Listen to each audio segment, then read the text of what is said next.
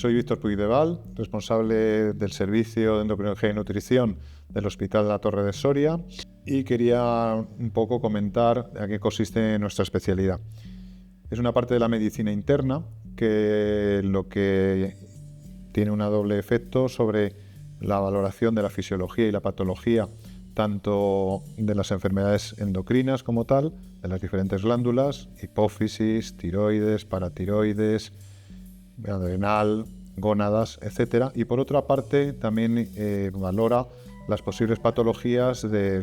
relacionadas con la nutrición, como puede ser la diabetes mellitus, especialmente la diabetes mellitus tipo 2, el sobrepeso y la obesidad, y también problemas de desnutrición. En esta especialidad valoramos enfermedades con una alta prevalencia y con una influencia importante sobre la mortalidad de la población, y por lo tanto es muy importante su actuación en ella. Vamos a hacer referencia a diferentes patologías que son más prevalentes dentro de la endocrinología y nutrición, y que en el Hospital La Torre pues asistimos a los pacientes que las padecen. En este caso vamos a empezar hablando de la obesidad, que en el momento actual se considera una enfermedad con una alta prevalencia, como vamos a ver a continuación, y que además podemos definirla como una enfermedad crónica, compleja y recidivante con resistencia al cambio, que eso es uno de los problemas que tenemos a la hora de instaurar las diferentes dietas, y hay medidas para solucionarlo el problema, porque muchas veces los pacientes pierden peso, pero luego posteriormente lo recuperan.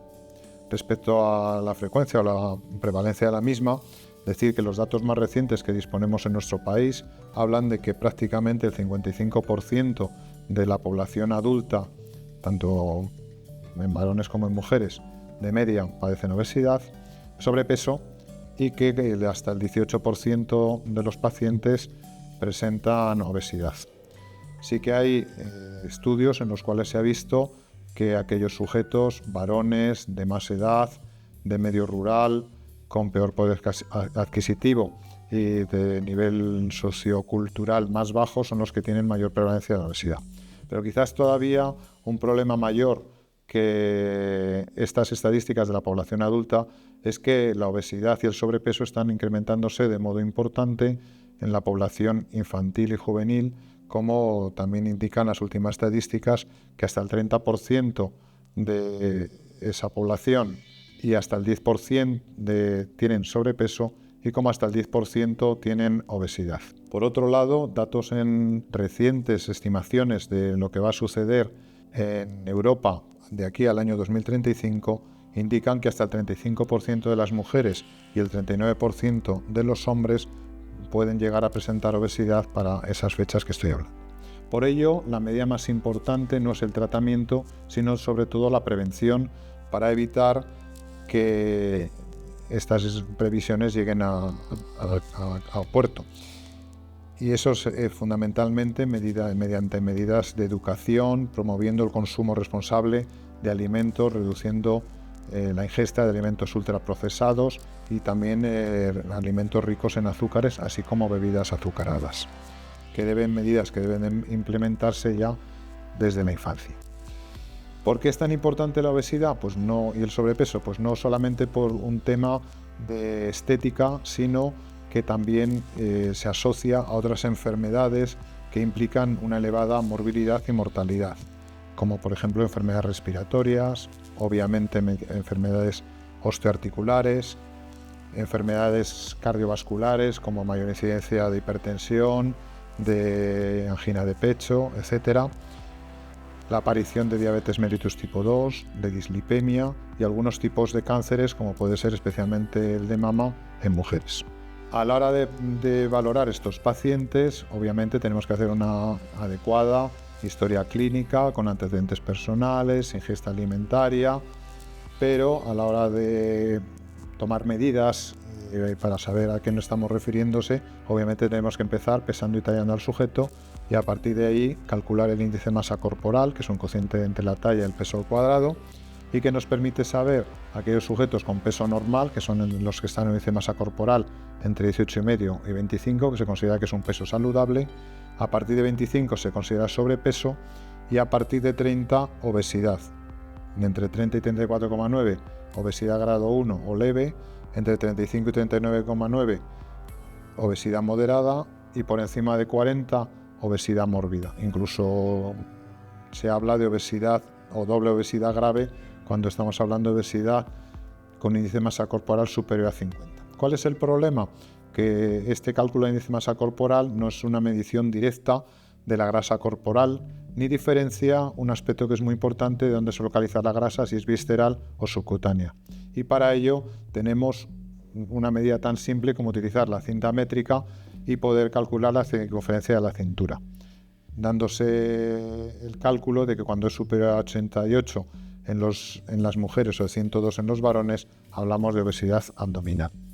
Tenemos medidas más precisas, como puede ser la impedanciometría o el BOD-POD, que nos dan mediciones directas del porcentaje de grasa, de músculo y de agua que tiene el paciente, y que también lo podemos realizar en nuestro centro, al menos la impedanciometría. Aunque no es una práctica sencilla, todavía hoy disponemos fundamentalmente de que centrarnos en medidas nutricionales y medidas de realización de ejercicio físico.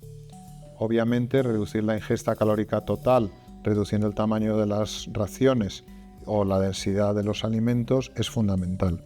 También haciendo una dieta saludable y evitando las ingestas nocturnas. A lo largo de los años ha habido muchas recomendaciones nutricionales, pero nosotros en el Hospital La Torre fundamentalmente pensamos que la aplicación de la dieta mediterránea es fundamental por sus beneficios no solo a la hora de reducir peso y la circunferencia de la cintura, sino porque tiene beneficios adicionales sobre la mejora de la hipertensión arterial, de la diabetes, de la dislipemia, etc. Todos conocemos que esta dieta, que está basada en alimentación tradicional en nuestro medio, que se correlaciona muy bien con lo que estamos ingiriendo habitualmente, es la adecuada, con un elevado consumo de vegetales, de legumbres, de cereales integrales, de frutos secos y de aceite de oliva virgen extra, con un consumo moderado de pescado y de lácteos y un bajo consumo de carnes rojas. Respecto a la actividad física, decir que debemos de realizarla independientemente de que se pierda peso o no, porque tiene también beneficios adicionales como son mejora de la sensibilidad a la insulina, de las cifras de tensión arterial, de la calidad de vida, del estado de ánimo, que muchas veces es muy importante en los sujetos con sobrepeso o obesidad. Y las recomendaciones son al menos realizar un ejercicio de resistencia 2 o 3 veces a la semana con una intensidad según las posibilidades del sujeto, que obviamente a medida que vaya realizándolo con más asiduidad y perdiendo peso, va a poder realizar más durante más tiempo y con mayor intensidad. Y de esa manera conseguir que se pierda mayor porcentaje de masa grasa y que la pérdida de músculo sea el menor posible. Y ya para finalizar, decir que en los últimos años tenemos medidas farmacológicas realmente eficaces para perder peso y que son en gran medida conocidas, puesto que en los medios de comunicación, tanto en prensa escrita como en televisión, ha salido mucha publicidad de los mismos, sobre todo del denominado fármaco como Ozempic, que es la semaglutida, que en fechas muy próximas ya lo vamos a tener aprobado y comercializado para el tratamiento de la obesidad con el nombre de Wegovy, pero que además disponemos de otros fármacos en un futuro también muy próximo, probablemente a partir del verano, con un mecanismo dual que va a ser más eficaz para perder peso, que es la tirzepatida y que ya lleva comercializado tiempo en países como Estados Unidos con unos resultados mucho más eficaces todavía. Todo este grupo de fármacos tienen escasos efectos secundarios con una gran efectividad respecto a la pérdida de peso, me refiero, claro. Por lo cual cada vez tenemos que hacer menos uso de la cirugía bariátrica, aunque aún mantiene un papel importante. Los tratamientos más eficaces son los que consisten en una técnica mixta de reducción del tamaño del estómago para que se sacie antes el paciente y producir mala absorción, reduciendo el tamaño del intestino, y que está indicado sobre todo en sujetos con obesidad mórbida, índice de masa corporal superior a 40,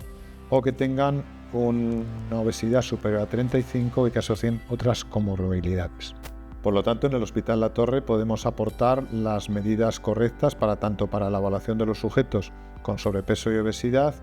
como para las recomendaciones nutricionales más adecuadas, así como para poder colaborar con otros servicios, por ejemplo el de cardiología, para valoración de posibles riesgos de enfermedades metabólicas asociadas, y en caso de necesidad aportar el tratamiento farmacológico más adecuado para cada sujeto.